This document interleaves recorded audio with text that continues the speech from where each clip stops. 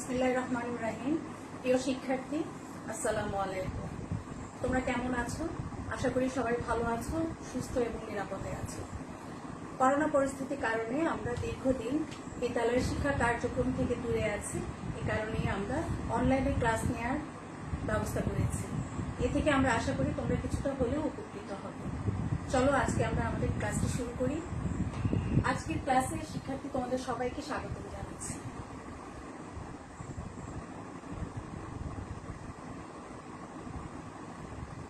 প্রথমে আমি আমার পরিচয় দিচ্ছি।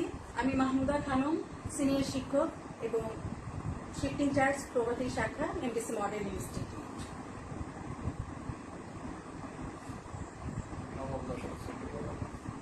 প্রিয় শিক্ষার্থী, নিচের ছবিগুলোর দিকে একটু লক্ষ্য করো। এখানে দেখো কতগুলো ছবি দেখা যাচ্ছে। আমরা নিশ্চয়ই বুঝতে পারছি এই ছবিগুলো কিসে। মসজিদ,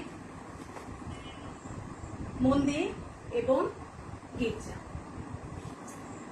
এই তিনটি ধর্মীয় প্রতিষ্ঠান। এখানে কি করা হয়? ধর্মীয় কাজ করা হয়।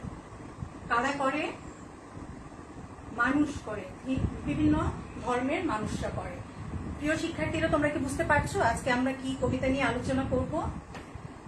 আজকে আমাদের পাঠ কবি কাজী নজরুল ইসলামের মানুষ কবিতা।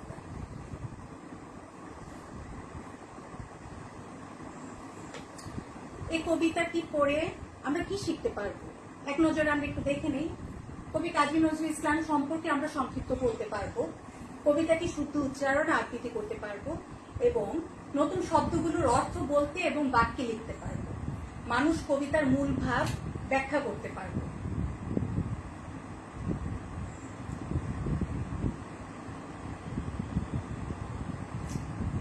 বিদ্রোহী কবি, প্রেমের কবি কাজী নজরুল ইসলাম।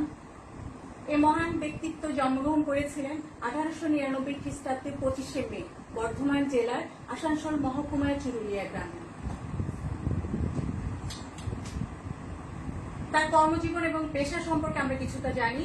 প্রথমে লেটোর দলে, রুটির দোকানে, সেনাবাহিনীতে, গ্রামোফোন রেকর্ডের ব্যবসায় এবং সাহিত্য সাধনা করে তিনি তার কর্মজীবন অতিবাহিত করেন। এই মহান কবি সাহিত্যে বিভিন্ন রকম অবদান রেখেছেন। এই জন্য তিনি পুরস্কার হিসেবে নানা রকম পুরস্কারে পুরস্কৃত হয়েছেন। প্রথমে আমরা দেখতে পাচ্ছি কলকাতার বিশ্ববিদ্যালয় প্রদত্ত জগত্তারিণী স্বর্ণপদক এবং ভারত সরকার প্রদত্ত পদ্মভূষণ উপাধি লাভ করেন। বাংলা সাহিত্যকে তিনি নানাভাবে সমৃদ্ধ করেছেন। কবিতা, গান, গল্প, নাটক ইত্যাদি দিয়ে তিনি বাংলা সাহিত্যকে সমৃদ্ধ করেছেন। আমরা এখানে তার উল্লেখযোগ্য কাব্যগ্রন্থগুলো দেখতে পাচ্ছি: ঝিঙে ফুল, অগ্নিবীণা, বিষের বাসী, সাম্যবাদী, সর্বহারা ইত্যাদি। কবি কাজী নজরুল ইসলাম 29শে আগস্ট 1976 খ্রিস্টাব্দে ঢাকায় মৃত্যুবরণ করেন। ঢাকা বিশ্ববিদ্যালয়ের মসজিদ প্রাঙ্গণে তাকে চিরসমাহিত করা হয়। তো শিক্ষার্থীরা, তোমরা কি এখন কাজী নজরুল ইসলাম সম্পর্কে কিছু বলতে পারবে? আশা করি পারবে। তো খাতা কলমটা খুলে ফেলো। দেখো, এখানে কবি কাজী নজরুল ইসলাম সম্পর্কে 4টি বাক্য লিখতে বলা হলো। দেখো তো, চেষ্টা করো, লিখতে পারছো কিনা। আমরা এখানে কিছু শব্দ দেখতে পাচ্ছি: সাম্য, বর, ভুখারী। এই শব্দগুলো দিয়ে দুটি বাক্য তৈরি করো।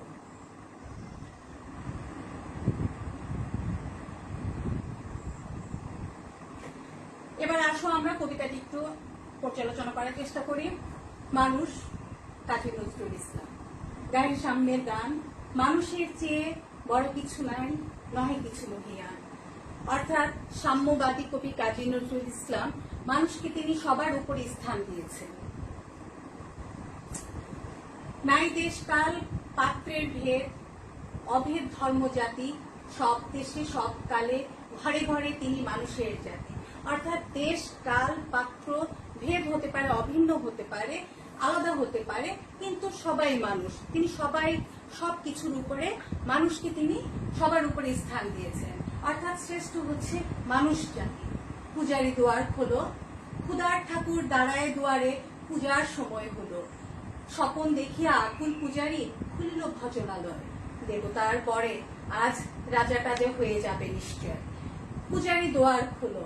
ক্ষুধার্ত ঠাকুর অর্থাৎ ক্ষুধার্ত ব্যক্তি, এখানে কবি কাজী নজরুল ইসলাম ক্ষুধার্ত ঠাকুর কেন বলা হয়েছে? ক্ষুধার্ত ব্যক্তিকে দেবতার স্থান দিয়েছেন। কি বলেছে? পূজারী স্বপ্ন দেখছে, পূজার সময় হয়ে গেছে, তাকে কেউ ডাকছে। পূজারী কি ভাবছে? দেবতার বরে আজ রাজা টাজা হয়ে যাবে নিশ্চয়। সে ভাবছে হয়তোবা দেবতা তাকে আজকে আশীর্বাদ দিবে, আজকে সে রাজা হয়ে যাবে, বাদশা হয়ে যাবে। জীর্ণ বস্ত্র শীর্ণ গাত্র, ক্ষুধার কণ্ঠ ক্ষীণ, ডাকিল পান্থ, দ্বার খোলো বাবা, খাইনি তো শান্তি। অর্থাৎ জীর্ণ ছেঁড়া কাপড়, দুর্বল শরীর, ক্ষুধায় একেবারে ক্ষীণ কণ্ঠ নিয়ে পান্থ ডাকিল, পথিক ডাকলো, দ্বার খোলো বাবা। তাকে আহ্বান করলো যে সে 7 দিন ধরে কিছু খায়নি। সহসা বন্ধ হলো মন্দির, ভিখারি ফিরিয়া চলে, তিমির রাত্রি পথ জুড়ে তার ক্ষুধার মানিক চলে। সহসা তার ডাক শুনে দরজা খুললো পূজারী, কিন্তু সে কি করে দিল? দরজাটা বন্ধ করে দিল, তার ডাকে সাড়া দিল না। সে যে 7 দিন খায়নি, তাকে কিন্তু খাবার আহ্বান করলো না। সহসা সে মন্দিরের দরজাটা বন্ধ করে সে চলে গেল। তিমির রাত্রি, অন্ধকার রাত, ক্ষুধার্ত ব্যক্তি সে চলতে লাগলো, কিন্তু তার ক্ষুধা তো আর নিবৃত হলো না। তার ক্ষুধাটাকে এখানে লেখক কবি তিনি উচ্চ করে দেখিয়েছেন যে মানিক জলে জল জল করছে, অর্থাৎ ক্ষুধাটাকে তিনি বেশি প্রাধান্য দিয়েছেন। ভিখারি ফুকারি কয়, ভিখারি ক্ষুধার্ত ব্যক্তি চিৎকার করে বলে, ওই মন্দির পূজারী, হায় দেবতা তোমার নয়। এখানে মন্দির, মসজিদ, প্যাগোডা, গির্জা যাই বলি না কেন, এখানে কি করা হয়? মানুষের কল্যাণের জন্য প্রার্থনা করা হয়। এখানে আক্ষেপ করে ভিখারি বলছে, ক্ষুধার্ত ব্যক্তি বলছে যে হ্যাঁ, হায় দেবতা বা বিধাতা, এই মন্দির হচ্ছে পূজারীর, যারা ব্যক্তি স্বার্থকে প্রধান করে দেখে, এখানে তোমার কোনো স্থান নেই। মসজিদে কাল শিরনি আছিল, অঢেল গোশত রুটি।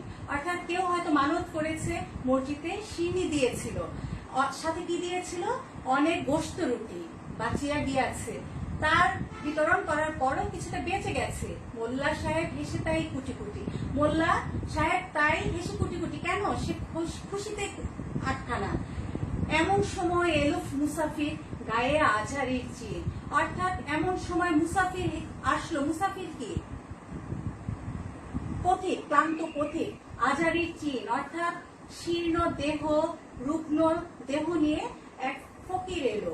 বলে, বাবা আমি ভুখা, ফাঁকা আছি, আজ নিয়ে 7 দিন। অর্থাৎ কি বলছে? আমি ক্ষুধার্ত এবং আজ নিয়ে 7 দিন ধরে আমি কিছু খাইনি।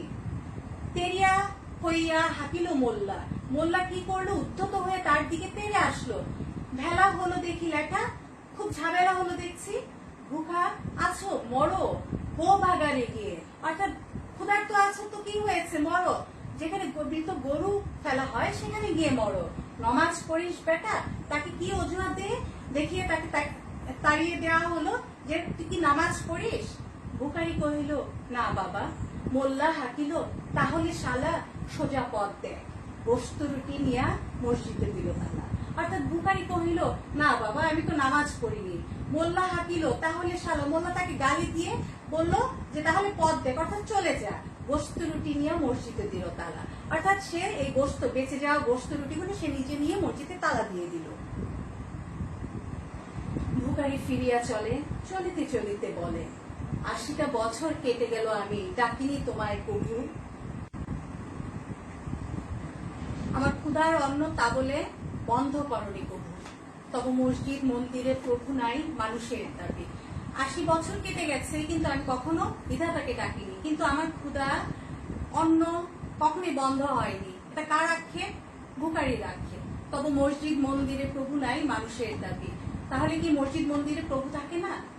মোল্লা পুরুত লাগাইছে তার সকল দুয়ারে চাবি।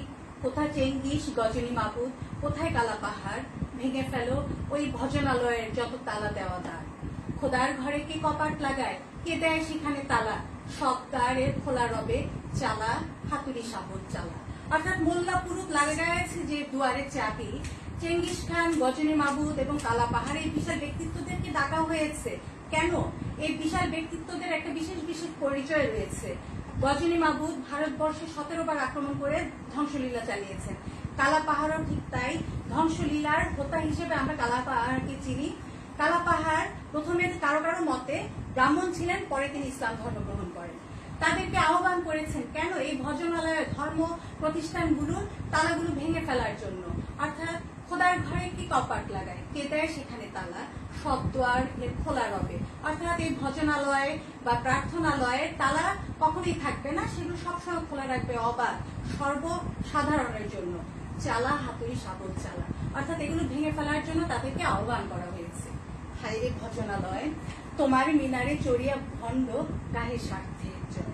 অর্থাৎ শেষে ভুকারি আক্ষেপ করে বলছে, হাইরে ভজনালয়, অর্থাৎ এই যে উপাসনালয় গুলো যেখানে আমরা সৃষ্টিকর্তার আরাধনা করি, মানুষের মঙ্গল কামনা করি, সেখানে কার স্বার্থের জয়গান করা হয়েছে? ব্যক্তি স্বার্থ। যারা ধর্ম ব্যবসায়ী ভণ্ড, তাদেরকে উল্লেখ করে কবি বলেছেন তাদের স্বার্থটাকে এখানে প্রতীয়মান করা হয়েছে।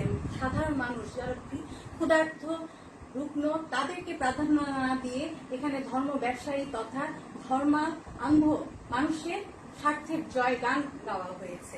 সবশেষে আমি বলবো যে ধর্ম মানুষের শ্রদ্ধার স্থান, কিন্তু তারপরেও ধর্ম, সব ধর্মই শান্তির ধর্ম, মানুষ হচ্ছে তার উপরে। অর্থাৎ ধর্মের উপরেও মানব ধর্মই হচ্ছে শ্রেষ্ঠ ধর্ম।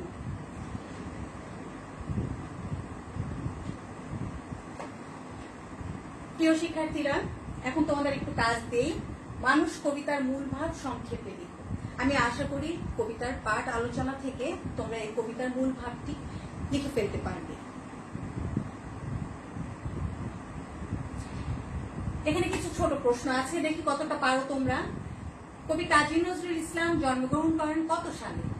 1820 সালে, 1899 সালে, 1920 সালে, 1940 সালে। তোমরা কি বলতে পারবে কত সাল? 1899 সাল। মানুষ কবিতায় মুসাফির কতদিনের ভুকা ছিল? 6 দিন, 7 দিন, 8 দিন এবং 9 দিন। 7 দিন ভুকা ছিল। মানুষ কবিতার ক্ষেত্রে নিজের কোন বিষয়টি সমর্থনযোগ্য? এই 3টি অপশন থেকে কোন 3টি? দুটো উত্তর সঠিক হবে। মানবতার জয়গান, জমিদারি প্রথা, ধর্মের অপব্যবহার। এখানে মানবতার জয়গান এবং ধর্মের অপব্যবহার, এই দুটো হচ্ছে সঠিক উত্তর, অর্থাৎ খ।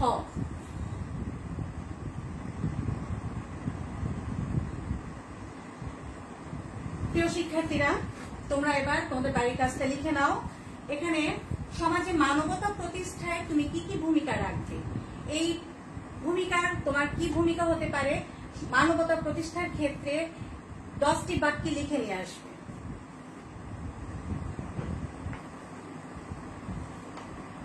তো আমি আশা করছি আজকের পাঠ দেখে তোমাদের কিছুটা হলেও উপকৃত হবা এবং এই প্রশ্নের উত্তরগুলো তোমরা দিতে পারবা। সবাইকে ধন্যবাদ জানিয়ে আজকের ক্লাস এখানে শেষ করছি। আল্লাহ হাফেজ।